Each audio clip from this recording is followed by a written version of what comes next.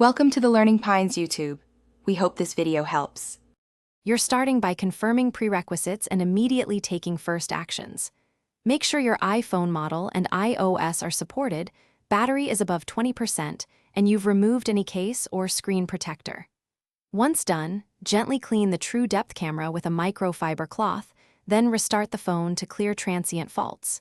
If you haven't, set up steady front lighting. Avoid backlight. These steps prepare hardware and software, so the Face ID system can be reconfigured cleanly. Now you'll re-enroll Face ID, which fixes most recognition issues. Open Settings, navigate to Face ID and passcode, and select Reset Face ID. This clears corrupted biometric templates. Then tap Set up Face ID and hold the phone 10 to 20 inches from your face. Follow the on-screen prompts while slowly rotating your head so the true depth sensor captures varied angles. Once complete, run a second enrollment.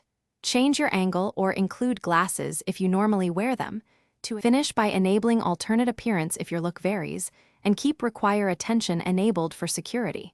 Test unlocking with the lock screen, Apple Pay, and App Store to ensure smooth operation. If issues persist, update iOS, check for hardware notices in settings, and force restart the phone to clear deeper faults. Make sure to recalibrate by resetting Face ID and repeating enrollment. If Face ID still fails after these steps, you likely need a hardware check. Contact Apple support or an authorized service for diagnostics and repair. Thanks for watching.